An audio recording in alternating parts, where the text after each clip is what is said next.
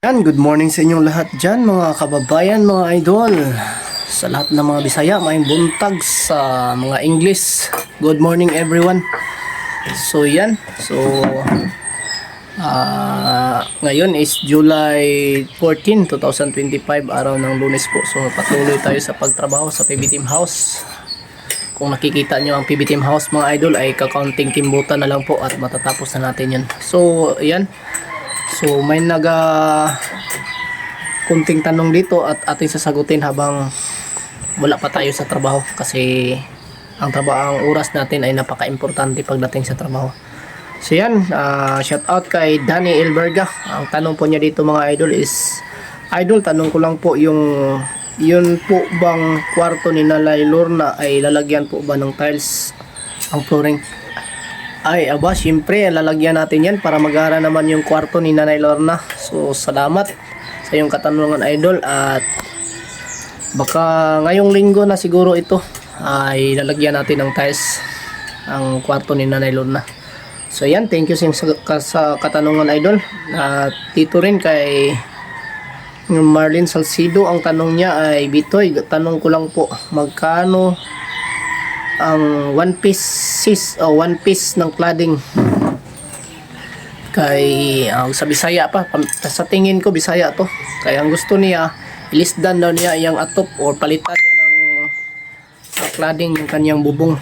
So yung cladding kasi mga idol is iwan ko kung gusto mo talagang cladding yung ibubong mo sa yung bubong.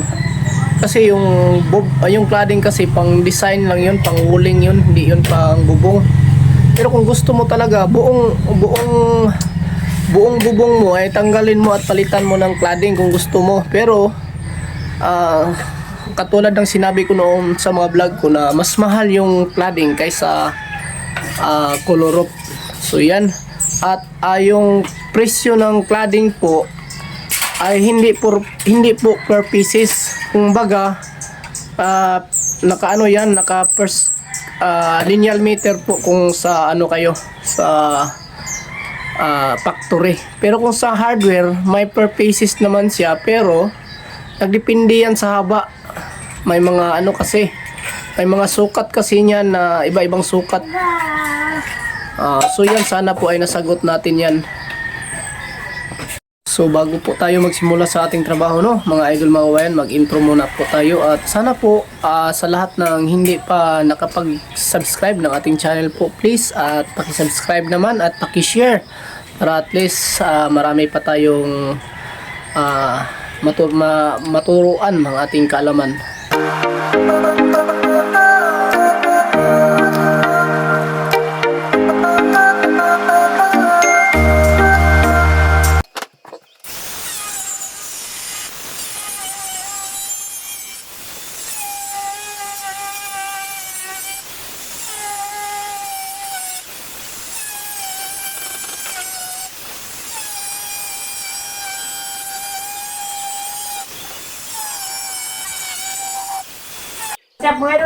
Mga idol, inuuna natin yung gilid dito sa pagkabit ng diking mga idol. Pasensya na po kayo at mag-vlog tayo ng kunting minutes lang mga idol.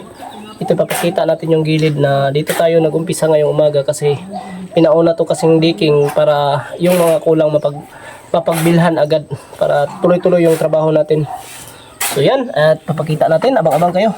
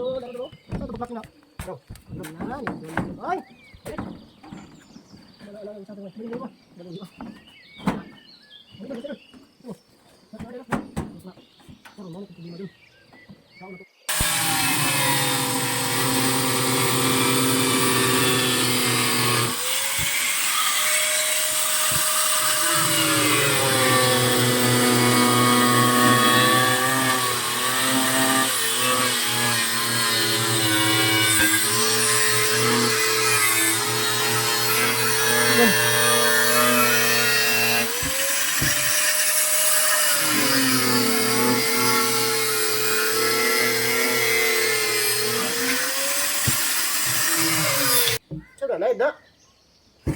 Progma.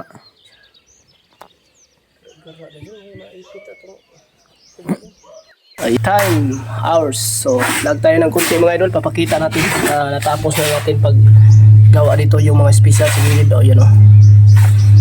Yan, tapos na. Kulang na lang itong paglilinis mga idol. Gawa natin. Tapos yung banda dito mga idol. Pakita yung sa harapan ng maging pinto. Ayan, nilagyan natin o. Tanggalin natin o. Lagyan natin ng decking para mas maganda siya tingnan, oh. Pangit naman siya pag wala. Yan, oh. Lagyan natin. Lagyan natin ng decking para mas maganda. Yan. Lagyan natin siding. Tapos yung dito sa ibabaw, babatakan na lang natin yan ng epoxy para dito na mag-umpisa yung maging mag-umpisa na yung dito yung binil natin na kinabit yan sa may kwarto, yung kulay brown. Dito na mag-umpisa yung kantuhan ng binil natin para mas maganda siya tingnan. Andito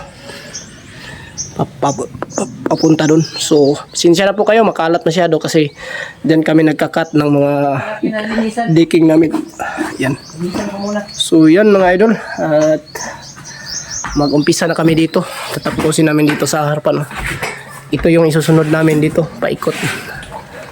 Yan, paikot yan mga idol. Yan isusunod natin. Kulang pa yan sa align mga idol yan.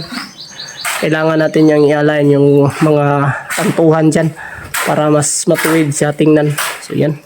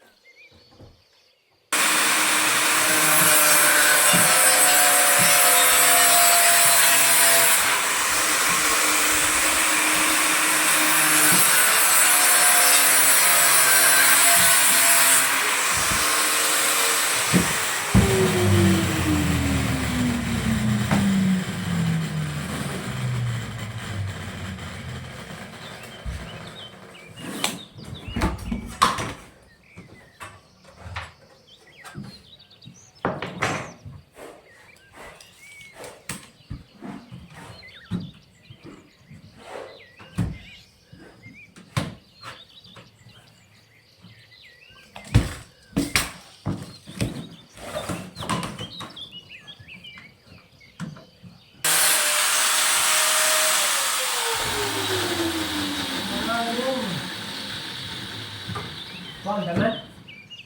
Ah, gawin. Sudah mulai tu. Cuma lagi kuano. Kuano yang hijau masih.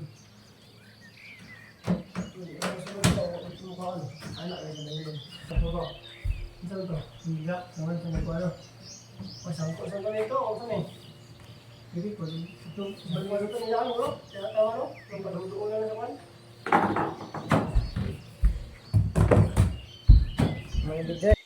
So, good afternoon mga kababayan, mga idol. So, bigay tayo ng konting tips dito sa ating ginagawa mga idol. Kuha tayo ng mga guide para at least makapagbigay tayo ng mga idea sa inyong mga gustong magpagawa dyan ng ganitong design. Yan, papakita natin.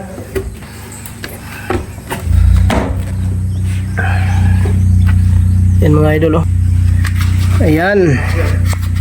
Ito po yung ginagawa natin ngayon. So, ito mga idol is bali ano to?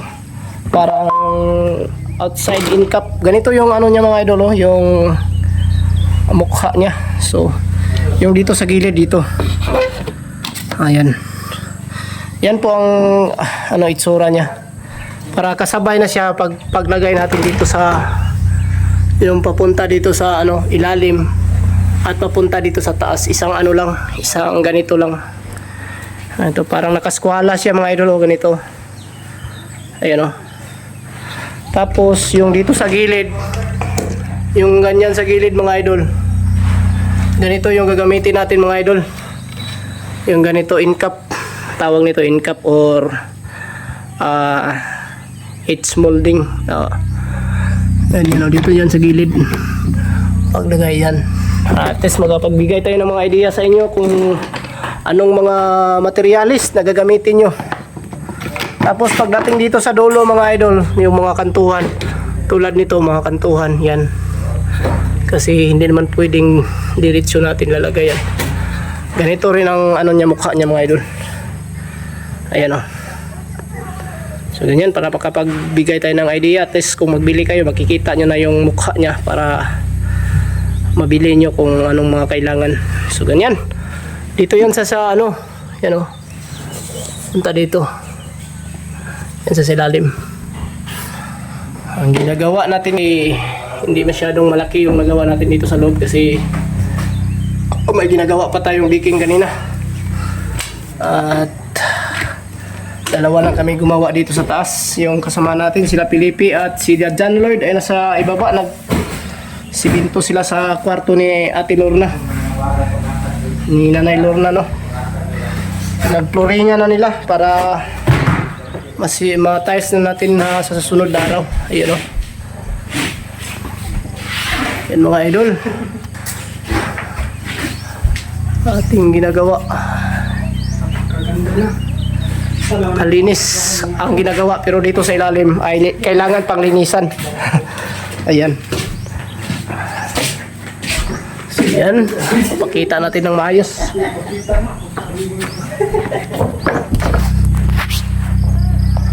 Ayan, ayan idol, oh. Dalawang side na lang po kung kulang, dito tsaka dito sa taas. Ayan, kailangan pa nating itanong sa dito banda mga idol, oh. Makikita natin dito banda yung may poste. Kailangan pa nating itanong sa yan, oh. Kailangan pa nating itanong dyan kung anong laki o kapal ng aluminum tube dito na ilalagay para sa glass, kasi para sakto siya sa gilid. So yan, para test maganda siya tingnan. So yan po yung ginagawa natin ngayong araw na to. At shout out sa inyong lahat. Maraming salamat mo sa palagi niyong suporta. Dito yung natapos natin kanina mga idol, oh. Ayan, oh. Tapos na po dito sa diking. Ang diking sa harapan ay wala na pong problema. Inaayos na natin lahat. Yan. John, para makitaan John. Tara. Wala na pong problema, oh. Yan itong kasama natin dalawa, si John at si John Lord. Grabe, maganda. Napakaganda na dito mga idol kung malilinis na tong dito sa harapan. Itong dito banda ay papatagin to. Itong banda dito mga idol, yung sa harapan ng bahay, papantayin yung lupa dito. Tapos lagyan siguro ng mga mas maganda kung papantayin yung lupa. Tapos siguro Bermuda yung ilalagay ni Sir Paul, iwan ko. Basta para maganda siya tingnan, linisin lahat dito. At dito sa ilalim, papakita rin natin yung natapos nila ginawa kanina ni kasamahan natin. Yan. So dito kasamahan natin ay tapos na po yung kwarto ni Ate Lorna. Ate Lorna, malapit na po matapos yung kwarto, malapit lang sa CR. Ito po yung CR. Entrance, CR, tsaka kwarto ni Ate Lorna.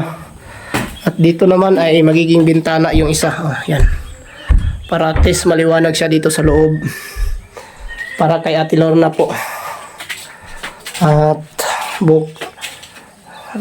para masukatan na to ng tiles. Kailangan sukatan to ng tiles para at least mabilhan na po kung ano pang mga kulang dito. Kasi hindi pa po nabilhan ng tiles dito banda. At saka dito wala yung kasama nating nagkabit dito sa hagdanan po. Yung dito sa may hagdanan, tingnan nyo. Decking din natin ay kulang, hindi pa nabilihan. Wala na po tayong available na decking para dito. Kaya hindi pa nakabitan. So yan, at pati dito sa kabila. Ayan mga idol, oh, yung saging ni Sir Paul ay masarap to kainin. Sa tawag nito, parang sa Bisaya na tundan. Mauna siya. Sige. Matadali at pati dito sa likuran, kapakita na rin natin yung sa bandang bodega. Pinagturingan na rin nila kanina. Dito. Yan o. Dito mga banda idol. Yan o, napakalinis na pagka flooring. So dito parang wala atang dito. Walang tiles, iwan ko kung anong ilalagay dito ni Sir Paul. Ayan. So, pagdating dito, mag-drop na naman siya dito. Bali bababa yung simento natin dito, yung flooring. Ito yung may mga tansi oh. Ayan po yung simento. Ayan. Ang latest update natin. Dito tayo sa bahay. So, kaunti na lang ang kulang dito mga idol. At dito, may dami ng mga bulaklak si Sir Paul na handa na sanang ilagay dito kung mapantay na yung lupa. So, yan. Ayan na po ang kagandahan ng PB Team House. Yan. Napakaganda ng tingnan dito mga idol. Ngayong linggo siguro mga idol ay bit na nila po yung mga ano dito, mga glass dito sa mga yung glass na kulang dito. Yung malaki dyan, bandang terrace.